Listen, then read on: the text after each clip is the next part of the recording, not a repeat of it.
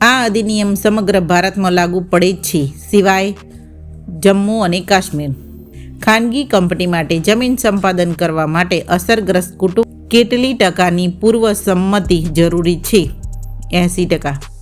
જાહેર ખાનગી ભાગીદારી PPP પ્રોજેક્ટ માટે જમીન સંપાદન કરવા માટે અસરગ્રસ્ત કુટુંબોની કેટલી ટકાની પૂર્વ સંમતિ જરૂરી છે?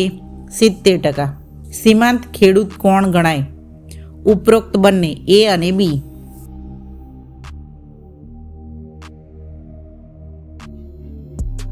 નાનો ખેડૂત કોણ ગણાય? બિન સિંચિત 2 હેક્ટર સુધી ધરાવતો ખેડૂત.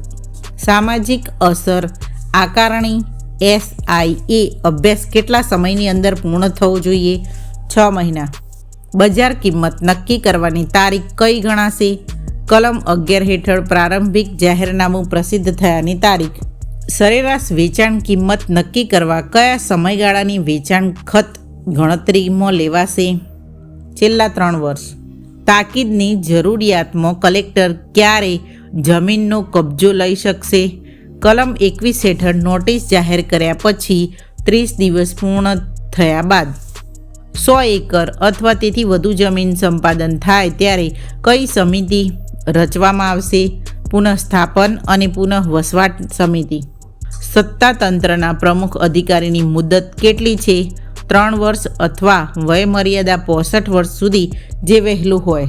હાઈકોર્ટ અને સુપ્રીમ કોર્ટ સિવાય અન્ય દીવાની કોર્ટને સત્તાતંત્રના ક્ષેત્રમાં હસ્તક્ષેપ કરવાનો અધિકાર છે? નથી. જે વ્યક્તિ કલેક્ટરના એવોર્ડથી અસંતુષ્ટ હોય તે શું કરી શકે? કલેક્ટરને લેખિત અરજી કરીને બાબત સત્તાતંત્રને પૂછાવવા વિનંતી કરે. જો વ્યક્તિ એવોર્ડ સમયે હાજર હતી તો અરજી કેટલા સમયમાં કરવી? 6 અઠવાડિયા અંદર.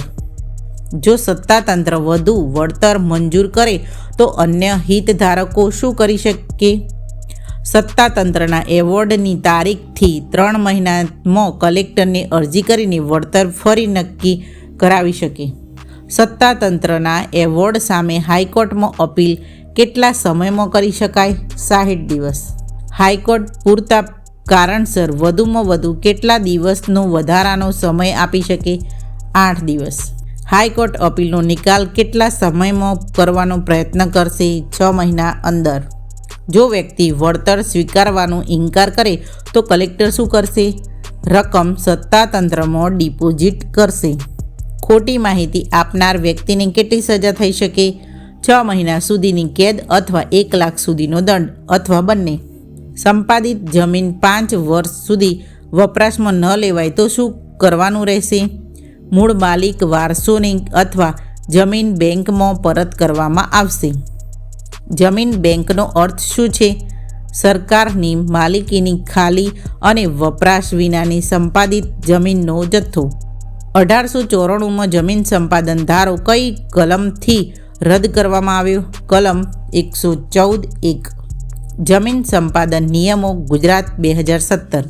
SIA રિપોર્ટ કેટલા ભાગોમાં તૈયાર થાય છે? 3. SIA પ્રક્રિયામાં સ્થાનિક મંડળમાં ઓછામાં ઓછા કેટલા પ્રતિનિધિ હોવા જોઈએ? 2. જેમાં એક મહિલા સભ્ય હોવો જોઈએ.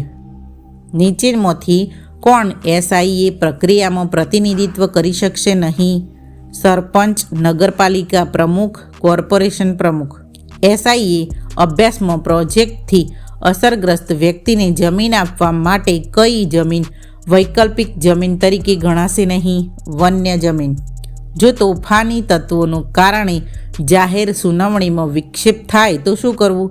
7 દિવસ બાદ ફરી જાહેર સુનાવણી યોજવી. અનુસૂચિત વિસ્તારમાં જમીન સંપાદન માટે પહેલાં શું જરૂરી છે?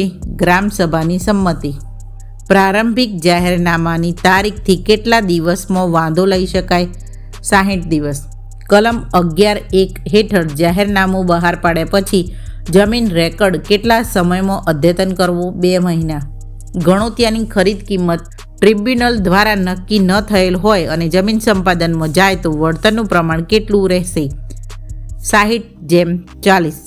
જમીન સંપાદન માટે અંતિમ જાહેરાત કઈ કલમ હેઠળ થાય છે? કલમ 19(1). વધારાની રકમ ચૂકવાઈ હોય તો પરત ચૂકવવા માટે કેટલી મુદત મળશે? 30 દિવસ, 1 મહિનો. શહેરીકરણ પ્રોજેક્ટમાં વિકાસ થયેલી જમીનનો કેટલો ભાગ અનામત રાખવો? 20%. સંપાદિત જમીન 5 વર્ષ સુધી વણ વપરાયેલી રહે તો શું કરવું? માગણી કરનાર મંડળને સરકારને કબજો સુપરત કરવા નોટિસ આપવી. જમીન કબજો સુપરત થયા પછી રાજ્ય સરકારે કેટલા સમયમાં અન્ય વિભાગોને જરૂરિયાત અંગે પૂછપરછ કરવી? 1 મહિનો.